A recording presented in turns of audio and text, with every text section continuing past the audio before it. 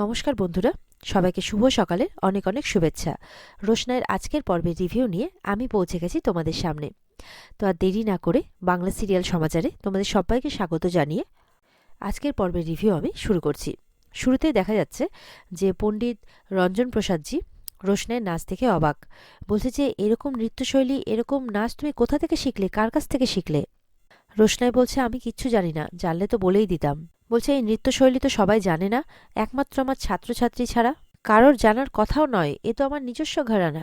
সাধুবাবা বলছেন যে দেশে বিদেশে গুরুজির অনেক ছাত্রছাত্রী আছে, তাদের মধ্যে কেউ উজ্জ্বল নক্ষত্র। তার মধ্যে একজন ছিলেন বিশেষ প্রতিভা, তার নাম সুদর্শনা। সুদর্শনা নামটা শুনে রোশনাই যেন কেমন করতে থাকে, মনে করার চেষ্টা করছে। সুদর্শনা মানে নামটা খুব চেনা বলে মনে হচ্ছে। সাধুবাবা বলছে কি হয়েছে, এই নামটা শুনে তুমি এরকম করছো কেন? বলছে আমি জানি না, কিন্তু এই নামটা আমার খুব চেনা চেনা লাগছে। এটা শুনে কিন্তু পণ্ডিত রঞ্জন প্রসাদজিও অবাক আর সাধু বাবাও অবাক। আর ওদিকে দেখা যাচ্ছে যে কমিশনার তার টিমকে নিয়ে আবারও গেছে সুরঙ্গমার বাড়িতে, ওনারা কিছু প্রমাণ পেয়েছেন। এদিকে সুরঙ্গমার হাজব্যান্ড মানে নীলাব্জ আসেন, বলেন কি ব্যাপার আপনারা এখানে? বলে আমরা তো বলেইছিলাম যে আমাদের আবার কোনো প্রয়োজন হলে আমরা অবশ্যই আসবো। বলেন না, সে তো ঠিকই আছে অবশ্যই, কিন্তু আমি জানতে পারি কি যে আপনারা কি কোনো প্রমাণ পেয়েছেন নাকি? বলে হ্যাঁ, আপনি একটু সুরঙ্গমাকে ডাকুন, মানে সুরঙ্গমা মুখার্জিকে ডাকুন। সুরঙ্গমাকে ডাকা হয়। কমিশনার বলছেন ওনার বয়ানের সাথে আমাদের কিন্তু অনেক তথ্যই মিলছে না। তাছাড়া আমরা খোঁজ নিয়ে জানতে পেরেছি রাজেশের সাথে ওনার খুব ঘন ঘনই কথা হয়েছে, প্রতিনিয়ত কথা হয়েছে, এমনকি ওনারা দেখাও করেছেন। সুরঙ্গমা এসছে, বলছে কি ব্যাপার আপনারা আবার? শুনুন, আমার না এখন কথা বলার টাইম নেই, এই বলে চলে যাচ্ছে। তখন পুলিশ বলছে দাঁড়ান, আপনাকে আমাদের সঙ্গে যেতে হবে। বলে যেতে হবে? কোথায় যেতে হবে? আপনি কার সাথে কথা বলছেন জানেন? বলে না, জানার কি আছে, আপনি সুরঙ্গমা মুখার্জি, নাচ টাচ করেন। কমিশনার বলছে, বলে নাচ টাচ করি মানে আপনি কি আমাকে ইনসাল্ট করছেন? তখন আরেকজন মানে ওনার আন্ডারে পুলিশ বলছে আপনি নাচের সাথে সাথে নাচানো, মানে ভালো ট্রেনার আর কি, এইভাবে কথা বলছে আর কি। কিন্তু কি হয় জানেন তো, প্রত্যেকটা ট্রেনারের মাথার উপরেই না আরেকজন ট্রেনার থাকে। এই যে আপনি বললেন যে আপনার সাথে রাজেশের নাকি কোনো কথা হয়নি, তো সেই কারণটা জানতে আপনাকে আমাদের সাথে থানাতে যেতে হবে। সুরঙ্গবাবু বলছে না না, এক মিনিট, যদি কথা হয়েও থাকে তার থেকে কি প্রমাণ হয় যে আমি রোশনাইকে খুন করেছি? কমিশনার বলছে আপনি আবার এসব প্রমাণের মধ্যে ঢুকতে যাচ্ছেন কেন? সেই সব কিছু না হয় আমরা দেখে নেব, সেগুলো আমাদের দায়িত্ব। ভেতর থেকে তখন গরিমাও বেরিয়ে আসে। গরিমার হাজব্যান্ড নীলাব্জ বলছে যদি সত্যি কিছু করে থাকো সত্যিটা স্বীকার করে নাও, কিন্তু যদি বাঁচতে চাও। বলে কি স্বীকার করবো, আরে আমি তো কিছু করিনি। আরেকজন পুলিশ বলছেন যে আপনি বলছেন যে আপনার রাজেশের সাথে কোনো কথা হয়নি, কিন্তু আপনার কল রেকর্ড তো অন্য কথা বলছে। কল রেকর্ড বলছে যে আপনার নিত্য কথা হয়েছে ওনার সাথে, আপনি এর মধ্যে ওর সাথে দেখাও করেছিলেন, অথচ আপনি সম্পূর্ণ অন্ধকারে রেখেছেন আমাদেরকে। সুরঙ্গমা বলছে প্রমাণ করতে পারবেন যে দেখা করেছিলাম? কোনো প্রমাণ আছে, কোনো ছবি টবি আছে আপনাদের কাছে? কমিশনার বলছে যদি ছবি থাকতো তাহলে তো কবে অ্যারেস্ট করে নিতাম আপনাকে। বিশেষ সূত্র মারফত আমরা জানতে পেরেছি আপনারা রিসেন্টলি একটা হোটেলে দেখা করেছিলেন, আর সেই হোটেলে কারা কারা গিয়েছিল, কে কে ছিল, সেই সবটাই আমরা ওখানকার স্টাফেদের কাছ থেকে জানতে পারি। আর আমরা একটা স্কেচও বানাই, সেই স্কেচে আপনাকে তো দেখাই গেছে, তার সাথে আরেকজনকে দেখা গেছে, সে হচ্ছে একদম হুবহু রাজেশের মতো দেখতে। সুরঙ্গমা তো হাসছে, বলছে আপনি হাসছেন কেন? বলছে এই যে আপনাদের কথা শুনে হাসছি। এক তো আপনি কমিশনার হয়ে আমাদের বাড়িতে চলে এসেছেন, তার মধ্যে আপনার জুনিয়র কাকে না কাকে দিয়ে স্কেচ বানিয়েছেন, তার নাকি আমার সাথে মিলিয়ে যাচ্ছে, তো এটা কোনো কথা নাকি? তার ভিত্তিতে আপনি ধরতে এসেছেন? আপনি কি ভাবেন আমার কোনো লয়ার নেই? আমি কোনো লয়ারকে কনসাল্ট করিনি। আপনি যার সাথে খুশি কন্ট্যাক্ট করুন, এখন আমাদের সাথে ইন্ট্রোগেশনের জন্য থানাতে চলুন। বলে আমার বাড়িতে এসেছেন, আমার বাড়িতে ইন্ট্রোগেট করুন। তখন কমিশনার বলছে আমি কোথায় কাকে কখন ইন্ট্রোগেট করব সেটা সম্পূর্ণ আমি বলবো, আপনি নন। নীলাব্জ বলছে ওনারা যখন বলছেন তখন আচ্ছা, না হলে আমিও যাচ্ছি সঙ্গে, চলো। গরিমা বলছে শুনুন, আমার মা তো বলছেই যে মা কিছু করেনি, আর রাজেশের সাথেও দেখা করেনি। আপনারা যদি প্রমাণ করতে পারেন তো করেন, তারপর না হয় যা ব্যবস্থা নেওয়ার নেবেন। গরিমাকে বলছে পুলিশ আপনাকে আমরা এই ব্যাপারে ইনভলভ করতে চাইছি না, তবে আপনার মা আপনার সাথেও কথা বলেছিল, তার লাস্ট কিছু কল রেকর্ড আমাদের কাছে আছে, সেটা থেকে যদিও বা কিছু প্রমাণিত হচ্ছে না, কিন্তু তবুও আমাদের মনে হচ্ছে মানে কিছু প্রমাণের ভিত্তিতে যে আপনিও সবটা জানতেন। তখন গরিমা বলছে না, আমি কিচ্ছু জানি না, এটা যদি সত্যি হয়েও থাকে তাহলে আপনারা কোর্টে যান, কোর্টেই ফাইট করব আমরা। এবার কিন্তু সুরঙ্গমার ভয়ে অবস্থা খারাপ হচ্ছে, একদম হাসি থেমে গেছে, মুখের মধ্যে হাত দিয়ে ভেবে যাচ্ছে। কমিশনার বলছে একদম ঠিকই বলছেন, আর সেই ভিত্তিতে আমাদের এখানে আসা। Surangama Mukherjee, you are under arrest. এটা শুনে তো সুরঙ্গমা কেঁপে ওঠে একেবারে, আর বাকিরাও অবাক হয়। এদিকে সাধু বাবাকে পণ্ডিত রঞ্জনজি বলছেন যে আপনি কি করছেন সাধু বাবা? আপনি যেই নামটা আমার মন থেকে চিরকালের মতো একদম মুছে গেছে তাকে আপনি খুঁড়ে বের করছেন কেন? সাধু বাবা বলছেন, কারণ বের করছি, এই পৃথিবীতে শেষ বলে কোনো কিছু হয় না, আর যদি শেষ হয়েও যায় তাহলে শেষ থেকে আবার শুরুও করা যায় নতুন করে। আপনার সাথে সুরঙ্গমার হয়তো বাঁধন ছিন্ন হয়ে গেছে, কিন্তু সুরঙ্গমার নাচের সঙ্গে এই মেয়েটার নাচের কি অদ্ভুত মিল! আপনি কি সেটা খেয়াল করে দেখেছেন? এই নাচ তো আপনার অজানা নয়, সেই একই ভঙ্গিমা, একই সবকিছু এই মেয়েটার নাচের মধ্যে। পণ্ডিত রঞ্জনজি বলছেন, তাহলে কি? সাধুবাবু বলছেন, এই মেয়েটিকে আমি জানি না, তবে এখন থেকে আমার লক্ষ্য হলো, কর্তব্যও একটাই, যে এই মেয়েটি কে সেটা খুঁজে বের করা। আর এই মেয়েটির সূত্রেই হয়তো আপনি পৌঁছে যেতে পারেন সুদর্শনার কাছেও। রঞ্জনজি বলছেন, না না, আমি আর এইসবের মধ্যে যেতে চাই না, আমি আর কিচ্ছু চাই না, আর কিচ্ছু চাই না। বলছে, আপনি যদি না চান তাহলে আপনার নাচের মাধ্যমে এই মেয়েটির কাছে একটা নতুন পৃথিবী গড়ে তুলুন। সাধুবাবু বলছে, এমনও তো হতে পারে যে এই মেয়েটি সুদর্শনের কোনো ঘনিষ্ঠ আত্মীয়, কিংবা হয়তো খুব কাছের কেউ, কিংবা এমনও হতে পারে যে হয়তো সুদর্শনের সন্তান। এটা শুনে কিন্তু পণ্ডিতজি অবাক হয়ে যান। সুরঙ্গমা বলছে, আপনারা কি বলছেন বলুন তো? পুলিশ বলছে, নিয়ে চলুন ওনাকে। বলে, আমি সুরঙ্গমা মুখার্জি, আমাকে এই পাড়া দিয়ে আপনারা হাঁটিয়ে নিয়ে যাবেন? এটা হতেই পারে না। কমিশনার বলছে, ডোন্ট শাউট। একটা আসামির সাথে যা যা করা যায় সেই সবটাই আমরা আপনার সাথে করতে পারি। নীলাব্জ আবারও বলছে, সত্যিটা জেনে থাকলে বলে দাও। সুরঙ্গমা বলছে, কি সত্যি বলবো? যে আমি বানিয়ে বানিয়ে বলবো নাকি যে আমি রোশনাইকে মেরেছি? গরিমা বলছে, আপনারা কিন্তু আমার মাকে এইভাবে অ্যারেস্ট করতে পারেন না। কমিশনার বলছে, কি পারি আর কি পারি না সেটা তো দেখতেই পাবেন। গরিমা তো আবার প্রমাণের কথা বললে কমিশনার বলছে, প্রমাণ দেব না এটা কখন বলেছি? কোর্টে সবটা দেখতে পাবেন। একটা মেয়ের অকাল মৃত্যু হয়েছে, এই কেসটাকে আমরা তাড়াতাড়ি করে সলভ করতে চাইছি, আর সব দোষীদেরকে শাস্তি দিতে চাইছি। সুরঙ্গমা বলছে, না না, আমার এই ক্ষতিটা করবেন না, আমার সমস্ত স্টুডেন্টরা কি ভাববে আমার ব্যাপারে? কমিশনার বলছে, তারা আপনাকে কি চোখে দেখবে সেটা আমরা জানি না, কিন্তু আইন ঠিক করে দেবে যে সমাজ আপনাকে কি চোখে দেখবে। পুলিশ বলছে, তাড়াতাড়ি চলুন, কিন্তু আমাদের ধৈর্য নিয়ে খেলবেন না, না হলে কিন্তু হিতের বিপরীত হয়ে যাবে। গরিমা তার বাবাকে বলছে, বাবা প্লিজ কিছু একটা করো, লয়ার ডাকো, জামিন করাও, কিছু একটা করো। তখন নীলাব্জ বলছে, এন্ড অফ দ্য ডে তো উনি এই বাড়িরই সদস্যা, আমার স্ত্রী, তোমার মা, তো শেষ পর্যন্ত তো আমাকে লড়ে যেতেই হবে, কিছু করার নেই।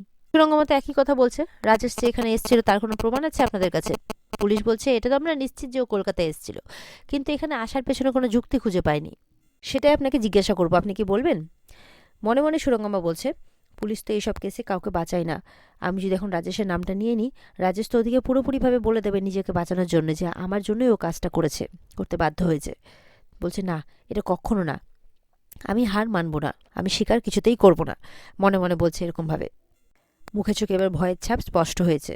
এরপর সুরঙ্গমা কথা না শুনলে একজন লেডি অফিসার গিয়ে সুরঙ্গমাকে এবার হাত ধরে টানছে। গরিমা বলছে, এই খবরদার, মার সাথে এরকম কিছু করবেন না। তখন সুরঙ্গমা বলছে, এই সব কিছু আরণ্য কারোর টিমের জন্য হয়েছে, কমিশনারের সাথে ওনাদের ভালো সম্পর্ক, তো তাই আমাকে ফাঁসাতে চাইছে। কিচ্ছু প্রমাণ করতে পারবে না, কিচ্ছু না। এরপর সুরঙ্গমাকে টানতে টানতে নিয়ে যাওয়া হয়, আর যেতে যেতে বলছে, সে নীলাব্জ, লয়ার রেডি করো। এরপরে তো গরিমা বলছে, তুমি এটা বিশ্বাস করো যে মা এরকম কিছু একটা? নীলাব্জ বলছে, করি, বিশ্বাস করি। গরিমা বলছে, কি বলছো বাবা, মা নির্দোষ, মা এসব করতে পারেন না। বলে, পারেন, অবশ্যই পারেন, কিন্তু পুলিশ এটা প্রমাণ করতে পারবেন কিনা সেটা হচ্ছে ব্যাপার। এদিকে তো পণ্ডিত রঞ্জনজি বলছেন, না, এটা হতে পারে না। সাধুবাবু বলছে, হলেই বা ক্ষতি কি? তাহলে তো আপনি আপনার জীবনের অনেক প্রশ্নের উত্তর পেয়ে যাবেন, এতে তো আপনার খুশি হওয়ার কথা। রঞ্জনজি আর কোনো কথা না বাড়িয়ে বলছে, আমার সাধনার টাইম, আমাকে যেতে হবে। এই বলে ঘরে যাচ্ছেন। ওদিকে রোশনাই বলছে, উনি রেগে গেলেন কেন? আমার নাচ কি ওনার ভালো লাগেনি? সাধুবাবু বলছেন যে হয়তো একটু বেশি ভালো লেগেছে। রঞ্জনজি ঘরে যাওয়ার আগেও সবটা ভালো করে শুনছে। সাধুবাবু বলছে, রোশনাইকে চিন্তা করো না, সবকিছু ঠিক হয়ে যাবে। তুমি বরঞ্চ মাঝে মধ্যে ওনার ঘরে যেও, উনি কিন্তু অনেক জ্ঞানী মানুষ, উনি একজন নৃত্যশিল্পীও ছিলেন, দেখবে সব ঠিক হয়ে যাবে। এরপর রোশনাই জিজ্ঞাসা করছে, কি নাম ওনার? তখন বলছে, পণ্ডিত রঞ্জন প্রসাদ। রোশনাই বলছে, পণ্ডিত রঞ্জন প্রসাদ, এই নামটা আমি কোথায় শুনেছি। এটা যখনই শুনেছে রোশনাইয়ের মুখ দিয়ে, তখনই রঞ্জনজি যেন একদম হুমড়ি খেয়ে পড়ে যাচ্ছেন। তখন সবাই মিলে একদম ধরতে যাচ্ছেন ওনাকে। রোশনাইও দৌড়ে যায়, আপনার লাগেনি তো গুরুজি, আপনি আমার হাতটা ধরুন। এরপরে রোশনাইয়ের হাতটা স্পর্শ করতেই যেন গুরুজির আলাদা একটা অনুভূতি হচ্ছে। এদিকে রোশনাইয়েরও একই। গুরুজি মনে মনে বলছেন যে ওর স্পর্শে এমন কি আছে, কেন এমন উতাল পাতাল হলো আমার মনটা। এদিকে রোশনাই বলছে মনে মনে যে আমার শরীরে যেন সমুদ্রের তরঙ্গ খেলে গেল, আর সেই তরঙ্গগুলো মিলেমিশে যেন শরীরের ভেতরে একটা অপূর্ব সুর তৈরি হলো। ওনাকে ছোঁয়ার পর এরকম কেন হলো, কে উনি? দুজনের মনে একই চিন্তাভাবনা চলছে, আর একই টান অনুভব হচ্ছে। রঞ্জন প্রসাদজি মনে মনে বলছেন যে এ কি আমার কাছের কেউ? কে? রোশনাইও তাই মনে মনে ভাবছে যে ইনি কে হন, আমার কাছের কেউ কি? তারপর রোশনাই ঘরে নিয়ে যাচ্ছে ওনাকে। এদিকে দেখা যাচ্ছে আশ্রমে একটি ছেলে একটি মেয়ে দুজন দুজনকে ভালোবাসে, আর তারা কাউকে কিছু না বলে পালিয়ে যেতে চাইছে। তো সাধু বাবা বলছে যে তোমরা কাউকে কিছু না বলে এইভাবে চলে যাচ্ছ, এই শিখিয়েছি তোমাদেরকে, আর এই তোমাদের গুরুদক্ষিণা। তখন বাকিরাও বলছে যে তোমরা চলে গেলে আমরা কোথায় খুঁজতাম। সাধু বাবা বলছে যাও, চলে যাও, একে অপরকে যখন ভালোই বাসো সেটা বলতে আপত্তি কী ছিল, যাও, তোমরা যখন থাকতে চাইছো না চলে যাও। মেয়েটি কাঁদতে কাঁদতে বলছে যদি আপনি আমাদের বিয়ের অনুমতি না দিতেন সেই ভয়ে আমরা বলিনি। বলছে তাই পালিয়ে যাচ্ছিলে? আচ্ছা, আজ অবধি কি তোমাদের কোনো ক্ষতি আমি করেছি? উল্টে তোমাদের নিজের পায়ে দাঁড় করানোর চেষ্টা করেছি। পালিয়ে তোমরা কোথায় যাচ্ছিলে শুনি? কি বা খেতে? এখানকার জীবন তোমাদের পছন্দ হচ্ছে না তাই তো, এই নিয়ে কথাবার্তা চলছে আর কি। এবার তো তারা ক্ষমা চাইছে, আমাদের ভুল হয়ে গেছে। আর এরপর সাধু বাবা সিদ্ধান্ত নিয়ে মিতালিকে বলছে ওদের আজই বিয়ের ব্যবস্থা করো। এরপরে তো তারা পায়ে হাত দিয়ে প্রণাম করছে, খুব কান্নাকাটি করছে যে ভুল হয়ে গেছে। এরপর বলছে, মেয়েটিকে বলছে পায়ে হাত দিয়ে প্রণাম করো না, এই আশ্রমে মেয়েরা পায়ে হাত দিয়ে প্রণাম করে না। তো মেয়েগুলো বলছে আসলে আমরা তো পড়াশোনা করিনি সেই জন্যই আর কি। তো বলছে পড়াশোনা করো। সাধু বাবা বলছে পণ্ডিতজি তো এখানে দিনরাত লেখাপড়া শেখান, তো পড়াশোনা করো। একটা কথা মনে রাখবে, শিক্ষিত না হলে কিন্তু দেশের উন্নতি করা যায় না, দেশের ভালো করা যায় না। এরপরে তো সাধু বাবার কথা অনুযায়ী সবাই বিয়ের ব্যবস্থা করতে শুরু করে। সাধু বাবা রোশনাইকে জিজ্ঞাসা করছে তুমি কখনো কোনো বিয়ে দেখেছো? রোশনাইয়ের কিন্তু ওর সাথে আরণ্যকের বিয়ের মুহূর্তগুলোই মনে পড়ছে, কিন্তু মুখ মনে পড়ছে না। বলছে হ্যাঁ দেখেছি, আমি বিয়ে দেখেছি, মন্ত্র পড়ছে, শাক বাজছে, অনেক লোক, একটা ছেলে একটা মেয়ের বিয়ে হচ্ছে, কিন্তু আমি মুখ কেন দেখতে পাচ্ছি না? তখন সাধু বাবা উচ্চারণ করছে যদিদং হৃদয়ং তব, আর বাকি রোশনাই বলছে তদিদং হৃদয়ং মম, মানে মন্ত্রটা বলছে। বলছে এই তো তোমার মন্ত্র মনে আছে। বলছে কিন্তু আমি মুখ কেন মনে করতে পারছি না। তখন পণ্ডিত রঞ্জনজি আসেন, এসে বলছেন চিন্তা করো না, মন্ত্র যখন তোমার মনে আছে মুখও ঠিক মনে পড়বে। আসলে কি বলো তোমা, রাতের অন্ধকারে সব ঝাপসা দেখা যায়, কিন্তু যখনই ভোরের আলো ফোটে তখনই সবটা পরিষ্কার হয়ে যায়। এরপর তো রোশনাই অস্থির হচ্ছে, কেন আমার কিছু মনে পড়ছে না কেন? সাধুবাবু বলছেন পড়বে পড়বে, সব মনে পড়বে। পণ্ডিত রঞ্জনজিও তাই বলছেন। বলছে এই যে তুমি এত ভালো নাচ করো, কারো কাছ থেকে তো নাচ শিখেছো, তুমি কার কাছ থেকে শিখেছো বলো না? তার নামটা কি মনে আছে? এরপর রোশনাই মনে করার চেষ্টা করছে, বারবার করে সুদর্শনা সুদর্শনা নাম তার মুখের মধ্যে আসছে, পুরো নামটা আসছে না, সুদর্শ এভাবে আসছে আর কি। তখন বলছে যে আচ্ছা আচ্ছা মা তুমি অস্থির হও না। রোশনাই বলছে কেন কেন আমার মনে পড়ছে না কিছু, বলুন তো কেন? মাথাও যন্ত্রণা করতে শুরু করেছে, রোশনাই প্রচণ্ড অস্থির হচ্ছে। তখন সাধু বাবা আর পণ্ডিতজি বলে মিলে মানে সামলাচ্ছেন যে ঠিক আছে মা, ঠিক আছে, কোনো অসুবিধে নেই, তুমি একটু শান্ত হও শান্ত হও, বলে যাও আজকে ওদের বিয়ের অনুষ্ঠান, তুমি আনন্দ করো। এরপর সাধু বাবা সবাইকে বলছে এই মেয়েটিকেও নাও, এই মেয়েটিকে নিচ্ছ না কেন তোমরা আনন্দ করতে? নতুন এসেছে, ওকেও নাও, ওর সাথে আনন্দ করো তোমরা। তারপরে বলে যে ওর একটা নাম দিন। পণ্ডিত রঞ্জনজি বলছেন যে কি নামে ডাকবো ওকে? তখন সাধু বাবা নাম দেন নয়নতারা। এটা শুনে সবাই খুব খুশি হয় যে এই নববর্ষের দিনে একটা সুন্দর নাম পেলে তুমি, নয়নতারা। এদিকে সাধু বাবা বলছেন যে এই রোশনাইয়ের সত্যিটা জেনেই ছাড়বে, আর বলছে সুদর্শনের সাথে এই মেয়েটির কোনো যোগাযোগ আছে। পণ্ডিত রঞ্জনজি বলছেন সুদর্শনা, কত বছর বাদে এই নামটা শুনলাম। বলছে সুদর্শনার মঙ্গলের জন্য একদিন আমি ওকে ছেড়ে চলে এসেছিলাম, কিন্তু অঞ্জন প্রসাদ যদি জানতে পারে যে আমি সুরঙ্গমার সাথে যোগাযোগ করার চেষ্টা করছি, হয় আমাকে না হয় সুদর্শনার কোনো ক্ষতি করবে। বলছে আচ্ছা সুরঙ্গমার সাথে আপনার ছাড়াছাড়ি হওয়ার আগে মানে আপনারা তো স্বামী স্ত্রীর মতোই থাকতেন, তো উনি কি সন্তান সম্ভবা ছিলেন? বলছে কই, এই কথা তো আমাকে বলেনি, হঠাৎ রাতের অন্ধকারে একদিন চলে গেল, আর কোনোদিন ওর সাথে আমার দেখা হয়নি। তবে তারপরে ওর জীবনে কেউ এসেছে কিনা সেটা অবশ্য আমার জানা নেই। বলছে না গুরুজি, আমি সুদর্শনকে যতদূর চিনেছি ও এরকম মেয়ে ছিল না, ও আপনার প্রতি অবিচল ছিল। বলছে আপনারা একসঙ্গে থাকতেন, ও যদি সন্তান ধারণ করতই, ও একমাত্র আপনার সন্তানই ধারণ করবে, অন্য কারণ নয়। পণ্ডিতজি তখন বলছেন সাধু বাবাকে যে আপনি হঠাৎ সন্তান ধারণের কথা কেন বলছেন? সাধু বাবা বলছে যেহেতু আপনারা একসঙ্গে থাকতেন, স্বাভাবিক নিয়মে তো এটা হতেই পারে। সাধু বাবা বলছে গুরুজি, এই নয়নতারা আপনারা সুদর্শনের সন্তান নয় তো? তখন না বলে চিৎকার করে ওঠে পণ্ডিতজি। রোশনাই তখন ঘুরে দেখে পণ্ডিতজির দিকে। আর এখানে আজকের পর্ব শেষ হয়ে যায়। তো বন্ধুরা, এই ছিল আজকের পর্বের রিভিউ। ভালো লেগে থাকলে অবশ্যই কিন্তু পর্বকে লাইক কমেন্ট আর আমাদের সাথে জুড়ে থাকতে আমাদের চ্যানেলকে সাবস্ক্রাইব করতে কিন্তু কেউ ভুলবে না। পর্বের যদি বিস্তারিত তোমরা দেখতে চাও বন্ধুরা ফুল এপিসোড, তাহলে অবশ্যই তোমাদের কাছে রিকোয়েস্ট করা হচ্ছে তোমরা কিন্তু স্টার জলসার পর্দাতে সবাই চোখ রাখতে পারো, সেখানে তোমরা পুরো বিস্তারিতটা পেয়ে যাবে, দেখতেও পাবে। তাহলে আজকের পর্ব এই পর্যন্তই, দেখা হচ্ছে তোমাদের সাথে আগামীকালকে। সবাই ভালো থাকবে, টাটা।